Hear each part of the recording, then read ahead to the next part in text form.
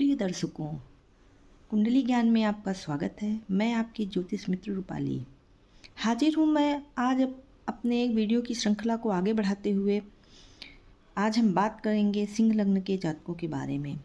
सिंह लग्न के लोग कैसे होते हैं, कौन कौन से ग्रह शुभ और अशुभ होते हैं, कौन से राजयोग इस लग्न में बनते हैं और कौन से कारक और मारक ग्रह होते हैं इस कुंडली में, कौन से बाधक ग्रह होते हैं इस कुंडली में।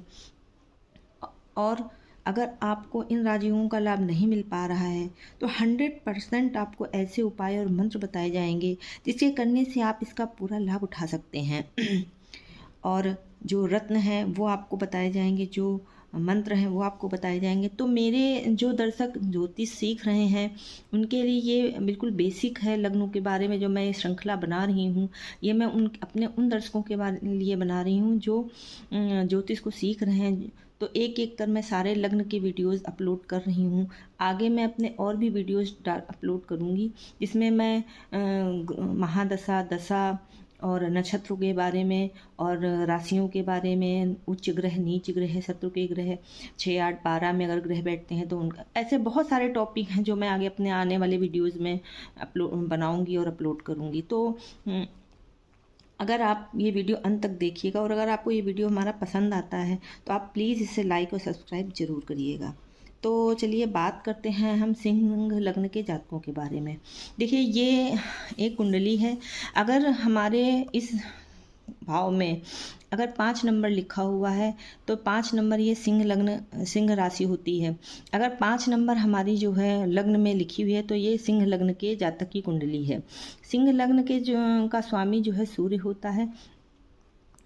और सिंह लग्न के जो जातक होते हैं, सूर्य चूँकि सारे जितने भी ग्रह होते हैं इनमें उनको राजा माना गया है, तो इस ऑटोमेटिक इस लग्न के जातक जो है राजा के समान अपनी पूरी ज़िंदगी जीते हैं। और ये बहुत ही, ये स्वभाव में कैसे होते हैं, इनका जो स्वभाव होता है ये आत्मशक्ति इनके अंदर बहुत ज़्यादा होती है, आत्मविश्वास इनके अंदर कूट कूट कर भरा होता है।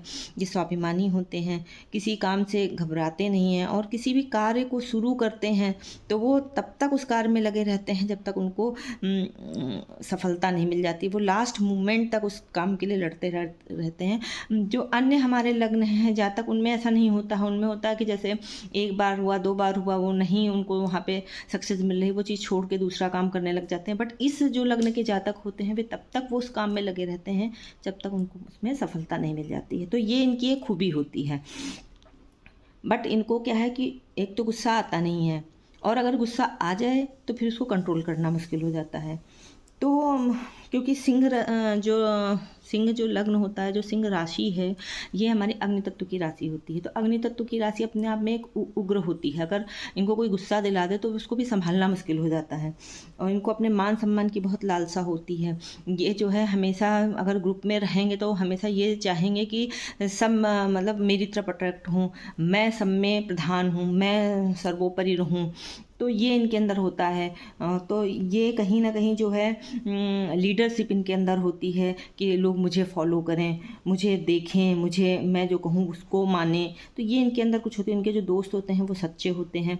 और सूर्य जो है सरकार का कारक होता है, तो इनको कहीं ना कहीं गवर्नमेंट से जो लाभ है वो इनको मिल सकता है, सरकारी जॉब है वो मिल सकती है। तो हाँ, ये बात अलग की है कि सूर्य का कुंडली में प्लेसमेंट कहाँ पे है, वो कहाँ बैठे हुए हैं, वो अस्त तो नहीं है, डिग्री वाइज कमज़ोर तो नहीं है, शत्रु राशि में तो नहीं है। तो ये सारी चीज़ें भी हमें देखनी पड़ती हैं। फिलहाल हम अभी इनकी बात नहीं करेंगे कि ग्रह कहाँ बैठते हैं तो कैसे होते हैं। अभी हम सिर्फ सिंह लग्न के बारे में बात कर रहे हैं कि सिंह लग्न के जो जातक होते हैं उनका स्वभाव कैसा होता है, कारक, मारक ग्रह, बाधक ग्रह और उनके कुछ बेसिक चीज़ें जो है हम अभी सिर्फ उनकी बात करेंगे। तो ये हमारे सिंह लग्न के जातक के जो स्वभाव होता है ये उनके बारे में है।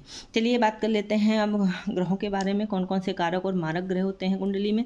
तो देखिए, यहाँ पे 5 नंबर लिखा हुआ है, इसके स्वामी होते हैं सूर्य। तो इस पूरी कुंडली के जो मालिक हैं वो सूर्य हुए। तो ऑटोमेटिक सूर्य जो है इस कुंडली में सब प्रबल कारक होते हैं। इनका मजबूत होना बहुत ज़रूरी होता है। और जो दूसरा भाव है, दूसरे भाव में यहाँ पे 6 नंबर है, कन्या राशि है। कन्या राशि के जो स्वामी ग्रह होते हैं वो बुध होते हैं। इनको 2 राशियाँ मिली हैं, एक तो दूसरे भाव में 6 नंबर जो लिखा है, एक 11th हाउस इसमें 3 नंबर लिखा हुआ है, यानी कि मिथुन राशि।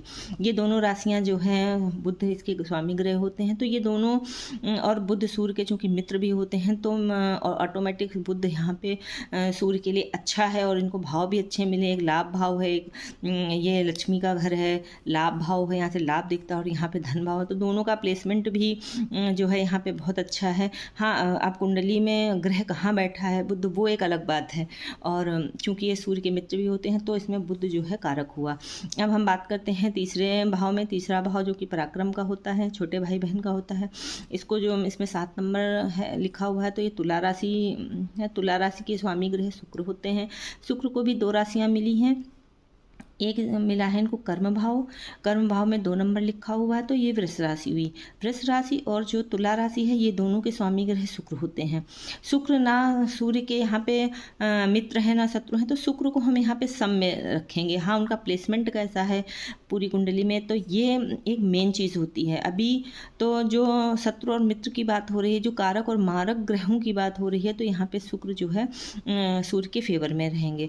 अब हम बात करते हैं अपने 4th हाउस में, जो कि मंगल को मिली है ये राशि। 8 नंबर है वृश्चिक राशि और 1 नंबर जो भाग्य भाव है मेष राशि। ये दोनों राशियां जो हैं, ये दोनों स्थान जो है मंगल को मिले हैं, जो कि बहुत अच्छे एक तो कुंडली में ये स्थान है। एक भाग्य भाव, एक सुख का भाव, लग्जरी का भाव, बहुत इंपॉर्टेंट घर हैं ये। और ये दोनों घर जो है मंगल को मिले हैं और मंगल सूर्य के परम मित्र हैं। तो इस कुंडली में मंगल कारक ग्रह हुए। अब हम आते हैं अपने 5th हाउस में। 5th हाउस में 9 नंबर लिखा हुआ है। 9 नंबर यानी कि धनु राशि। धनु राशि के गुरु होते हैं इनके स्वामी ग्रह, और गुरु को भी 2 राशियाँ मिली हैं, एक 12, एक इनके 8th हाउस में 12 नंबर लिखा हुआ है। 8th हाउस चूँकि अच्छा घर नहीं है, पर चूँकि एक घर इनको बहुत अच्छा मिला है और ये मित्र भी हैं, तो ये कहीं ना कहीं बहुत ख़राब रिजल्ट यहाँ का नहीं देंगे। अगर ये 60% अच्छा रिजल्ट देंगे तो 40% ही खराब देंगे। और इनका प्लेसमेंट कैसा है इस पूरी कुंडली में, ये देखना भी ज़रूरी है। तो गुरु इसमें सूर्य के परम मित्र हैं और ये इस कुंडली में कारक हुए।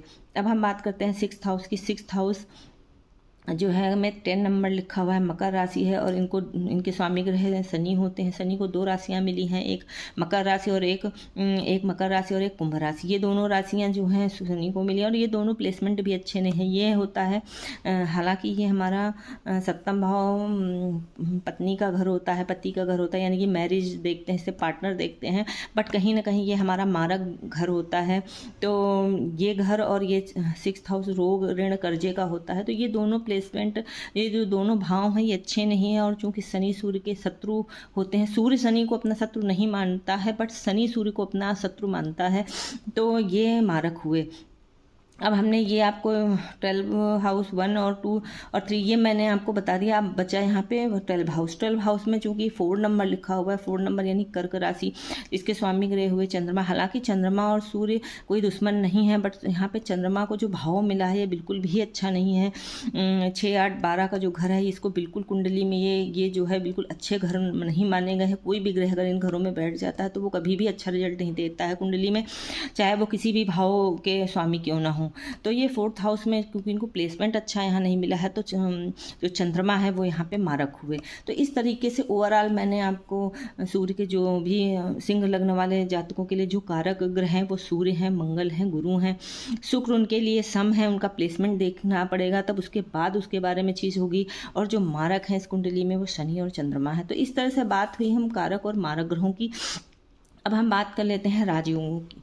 राजयोग में अगर यहाँ पे देखिए 8 नंबर लिखा हुआ है, 8 नंबर में अगर यहाँ पे मंगल जो है ग्रह बैठ जाए तो ये जो है रुचक पंच महापुरुष योग बनाता है। इससे जातक को जो है जीवन में अपनी सारी सफलताएं मिलेंगी। जो वो सुख सुविधा, अगर वो प्रॉपर्टी लेना चाहता है, गाड़ी, घर, बंगला, जो भी सुख है वो हर चीज़ उसको प्राप्त होगी यहाँ पे, क्योंकि मंगल जो है भाग्य भाव के भी स्वामी हैं और वो सुख भाव में बैठे हुए हैं। तो ये बहुत ही अच्छा एक योग होगा। और इसी तरह से अगर यहाँ पे शनि बैठ जाए तो इसे पंच महापुरुष योग बना बनाता है। हालांकि ये उतना इफ़ेक्टिव नहीं होता है जितना कि ये इफ़ेक्टिव होता है, पर राजयोग तो राजयोग होता है, कुछ भी नहीं करेगा तो कुछ तो दे के जाएगा। इसी तरीके से अगर यहाँ पे 2 नंबर की राशि है और यहाँ पे शुक्र बैठ जाए तो ये भी एक बहुत अच्छा राजयोग बनाते हैं। मालव्य नामक एक राजयोग बनाते हैं जो कि इंसान जातक को जो है बहुत ऊंचाइयों पर ले जाते हैं अपने बिजनेस में, उनको बहुत प्रॉफिट होता है, इनकम के नए नए सोर्स बनते हैं। तो इस तरीके से कुछ राजयोग हैं।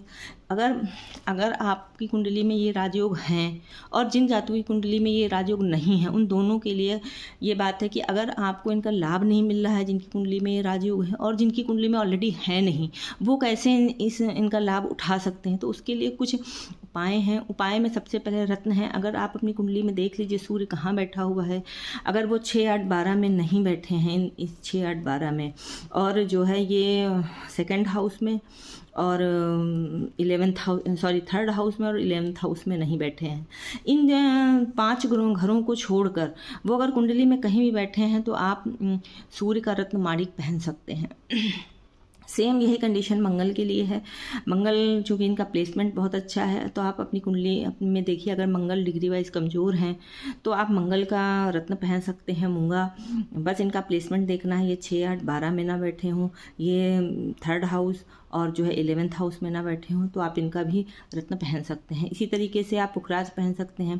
पुखराज के लिए ये 6, 8, 12 में ना बैठे हों, ये त्रिक भाव में यहाँ पे ना बैठे हों, तो आप जो है इनका रत्न पहन सकते हैं, पुखराज। इसके अलावा आप बीज मंत्र भी कर सकते हैं। सूर्य में आप सुबह जल चढ़ा सकते हैं और सूर्य का मंत्र कर सकते हैं, ओम गृहणी सूर्याय नमः। और मंगल के लिए ओम अंगारकाय नमः। गुरु के लिए ओम ग्राम ग्रीम ग्रोम सह गुरुवे नमः। ये कुछ चीज़ें हैं जो आप कर सकते हैं। अगर आप ये सबके रत्न नहीं पहन सकते हैं, बहुत से लोगों को नहीं पसंद होता है रत्न पहनना, तो आप मंत्र कर सकते हैं, या ऐसा कर सकते हैं आप किसी एक ग्रह का आप रत्न पहन लीजिए, किसी 2 के आप बीज मंत्र कर लीजिए, आप ऐसा भी कर सकते हैं। तो ये कुछ चीज़ें हुई हैं इस कुंडली में राजयोग की बातें और कारक ग्रह, मारक ग्रह और रत्नों की बातें। तो दोस्तों, अगर आपको मेरा ये वीडियो पसंद आया हो तो प्लीज़ इसे लाइक और सब्सक्राइब ज़रूर करिएगा, और हमारे आने वाले नए वीडियोज़ में जिसमें नए टॉपिक आएंगे उनको देखिएगा और लाइक और सब्सक्राइब करना ना भूलिएगा। जय श्री कृष्णा।